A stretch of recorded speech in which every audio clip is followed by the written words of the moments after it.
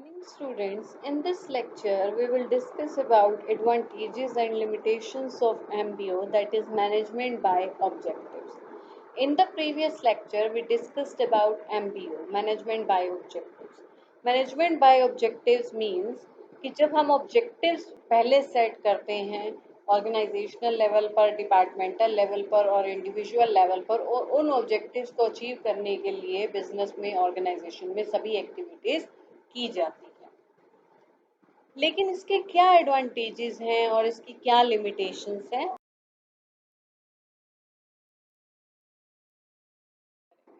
तो सबसे पहले हम बात करते हैं एडवांटेजेस ऑफ एमबीओ। एडवांटेजेस कि मैनेजमेंट बाय ऑब्जेक्टिव्स के क्या क्या एडवांटेजेस हैं या उसकी क्या इंपॉर्टेंस है या क्या मेरिट्स हैं। First of all, incentive for subordinates. जैसे कि हम जानते हैं कि मैनेजमेंट बाय ऑब्जेक्टिव्स में सबॉर्डिनेट्स को पूरी इंपॉर्टेंस दी जाती है, उन्हें फ्रीडम दी जाती है काम करने की। So it motivates them. तो ये एक इंसेंटिव के तौर पर काम करता है और इससे उनका मोटिवेशन लेवल इंक्रीज होता है। Then improvement in communication set network. Communication network भी इम्प्रूव होता है बिकॉज एमबीओ में पीरियोडिक मीटिंग्स होते रहते हैं, टाइम टू टाइम जो है मीटिंग्स कंडक्ट करवाए जाते हैं रिव्यू करने के लिए कि किस तरीके से ऑब्जेक्टिव्स अचीव हो रहे हैं, कोई प्रॉब्लम तो नहीं आ रही है। तो ये सब चीज़ें जो है वो मैनेजमेंट बाय ऑब्जेक्टिव्स में की जाती हैं। इससे क्या होता है कि जो कम्युनिकेशन नेटवर्क है वो स्ट्रॉन्ग बन जाता है। एम्प्लॉयज़ जो है वो एम्प्लॉयर्स को अपनी बात कह पाते हैं और एम्प्लॉयर्स भी एम्प्लॉयज़ के साथ मैटर्स को डिस्कस कर सकते हैं। Then better management of resources and activities. जितने भी ऑर्गेनाइजेशन में रिसोर्सेज हैं उनकी मैनेजमेंट प्रॉपर होती है बिकॉज सबॉर्डिनेट की रिस्पॉन्सिबिलिटी बढ़ जाती है। सबॉर्डिनेट्स को इन्वॉल्व किया जाता है डिसीजन मेकिंग में, they participate in decision making, they participate in setting the objectives. So involvement leads to commitments, they get committed. तो वो रिसोर्सेज को बेटर तरीके से यूटिलाइज करने की कोशिश करते हैं ताकि वो ऑब्जेक्टिव्स को एफिशिएंट वे में अचीव कर सकें। Then encourages innovations. इनोवेशंस क्योंकि सबॉर्डिनेट्स के पर छोड़ दिया जाता है उन्हें अपने ऑब्जेक्टिव्स कैसे करने हैं, उन्हें सिर्फ ये बताया जाता है what to do, how to do is left to the subordinates. So हर सबॉर्डिनेट अपने तरीके से काम करने की कोशिश करता है, कुछ नए तरीके से काम करने की कोशिश करता है। तो इससे क्या होता है कि ऑर्गेनाइजेशन में इनोवेशंस आती हैं, कुछ नया जो है वो ऑर्गेनाइजेशन में मेथड्स डेवलप होते हैं।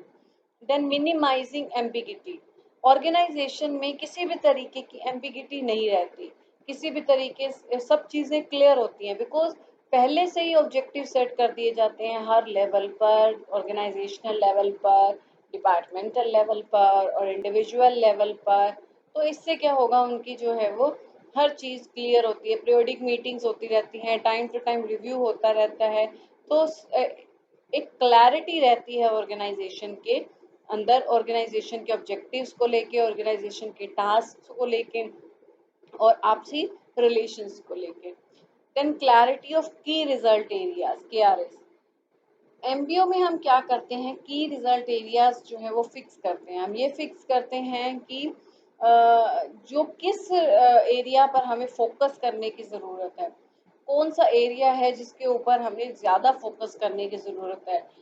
मान लीजिए वो प्रोडक्ट की क्वालिटी हो सकती है या प्रोडक्ट के एडवर्टीजमेंट से रिलेटेड हो सकता है या गुडविल मेंटेन करने की बात हो सकती है। तो इससे क्या होता है कि जब क्लियर होता है कि हमें मेन फोकस किस पे रखना है तो वो टारगेट हम अचीव करने में सक्सेसफुल हो पाते हैं। Then easier to implement change. Change को इम्प्लीमेंट करना आसान हो जाता है बिकॉज सबॉर्डिनेट्स के ऊपर जो है वो काफ़ी रिस्पॉन्सिबिलिटी दी जाती है, सबॉर्डिनेट्स को इन्वॉल्व किया जाता है, कोई भी चेंज लाया जाता है तो उनको ऊपर जो है वो मतलब एक फोर्स नहीं किया जाता किसी भी चेंज के लिए। सो सबॉर्डिनेट्स को जब इन्वॉल्व करके कोई भी चेंज लाया जाता है, सो दे implement the change in a successful manner, in a better manner. Limitations of management by objectives, कुछ कमियां भी हैं मैनेजमेंट बाय ऑब्जेक्टिव्स का जो कॉन्सेप्ट है। तो इसमें क्या क्या कमियां हैं? सबसे पहले more pressure on employees, employees के ऊपर ज़्यादा प्रेशर रहता है, बिकॉज ज़्यादातर रिस्पॉन्सिबिलिटीज सबॉर्डिनेट्स को दी जाती है, लेकिन हर सबॉर्डिनेट इतना केपेबल नहीं होता कि वो इतनी ज़्यादा रिस्पॉन्सिबिलिटीज़ को या कुछ नए मेथड्स को इन्वेंट कर सके या अपने तरीके से काम कर सके। तो इससे जो है वो एम्प्लॉयज़ प्रेशराइज फील करते हैं कि हमारे ऊपर एक रिस्पॉन्सिबिलिटी आ गई है। वेस्टेज ऑफ टाइम, जैसा कि हमने बताया कि एमबीओ में क्या होती हैं, मीटिंग्स होती रहती हैं, पीरियोडिक मीटिंग्स होती रहती हैं, बट कई बार क्या होता है कि बहुत ज़्यादा मीटिंग्स की रिक्वायरमेंट नहीं होती या उन मीटिंग से कोई खास आउटपुट निकल कर नहीं आता। तो ऐसे में क्या होता है कि टाइम की वेस्टेज होती है, रिसोर्सेज की वेस्टेज होती है। वेस्टेज ऑफ वैल्यूएबल रिसोर्सेज, जब सबॉर्डिनेट्स को टारगेट फिक्स कर दिए जाते हैं तो समटाइम्स वो बहुत ज़्यादा एम्बिशियस हो जाते हैं अपने टारगेट को लेकर, और जल्दी से जल्दी उस टारगेट को ऑब्जेक्टिव को अचीव करने की कोशिश करते हैं। इस दौरान वो ऑर्गेनाइजेशन के रिसोर्सेज की वेस्टेज भी करते हैं अपने काम को जल्दी करने के लिए, अपने टारगेट को, अपने ऑब्जेक्टिव को जल्दी अचीव करने के लिए। Incomplete support of top management, top management जो है वो हमेशा ये चाहती है कि ज़्यादातर डिसीजंस वो खुद लें, सबॉर्डिनेट्स की इन्वॉल्वमेंट उतनी ज़्यादा ना हो, ताकि कुछ हद तक ऑर्गेनाइजेशन में सेंट्रलाइजेशन बना रहे। तो टॉप मैनेजमेंट का उतना सपोर्ट एमबीओ को नहीं मिल पाता जितना मिलना चाहिए।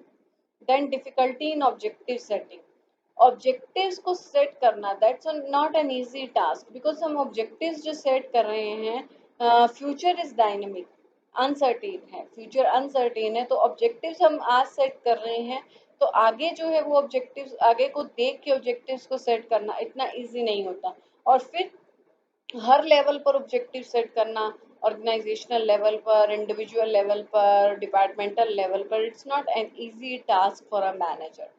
मोर importance to short term objectives, MBO में क्या होता है कि शॉर्ट टर्म ऑब्जेक्टिव्स पर ज़्यादा इम्पोर्टेंस दी जाती है, ये नहीं कम देखा जाता है कि लॉन्ग टर्म में ऑर्गेनाइजेशन को हमें कैसे चलाना है, लॉन्ग टर्म हमें ऑब्जेक्टिव्स कैसे अचीव करने हैं। It give more focus over the short term objectives. Then lack of skilled staff, अगर हमें एमबीओ करना है, एमबीओ अपने ऑर्गेनाइजेशन में फॉलो करना है मैनेजमेंट बाय ऑब्जेक्टिव्स, तो उसके लिए हमारे पास स्किल्ड स्टाफ चाहिए जो कि अपने ऑब्जेक्टिव्स को अचीव करने में खुद से अपने ऑब्जेक्टिव्स को अचीव कर सके, और वो एक कंस्ट्रक्टिव सजेशंस दे सकें, एक्टिव पार्टिसिपेशन कर सकें। लेकिन इतने स्किल्ड स्टाफ हर ऑर्गेनाइजेशन में नहीं होते, तो इस वजह से एमबीओ को एक सक्सेसफुल तरीके से इम्प्लीमेंट करना ऑर्गेनाइजेशन में डिफिकल्ट रहता है। Then lack of subordinates participation, हम ये कहते हैं कि एमबीओ में सबॉर्डिनेट्स का पार्टिसिपेशन होता है और दे गेट इन्वॉल्व, और involvement leads to commitment, but sometimes subordinates hesitate करते हैं पार्टिसिपेट होने में। वो ये सोचते हैं कि जो सुपीरियर्स हमें बता देंगे हम वैसे ही कर लेंगे, जो मेथड वो बताएंगे, जो ऑब्जेक्टिव्स वो सेट करेंगे, we will do in that manner. So subordinates जो है वो एक्टिव पार्टिसिपेट नहीं करते, सभी सबॉर्डिनेट्स। तो सम आर एक्टिव सबॉर्डिनेट्स जो कि पार्टिसिपेट करते हैं, अदरवाइज सबॉर्डिनेट्स जो है वो उनका एक्टिव पार्टिसिपेशन नहीं रहता। So this is also a limitation in the front of management by objectives. Advantages and limitations of management by objectives. Thank you.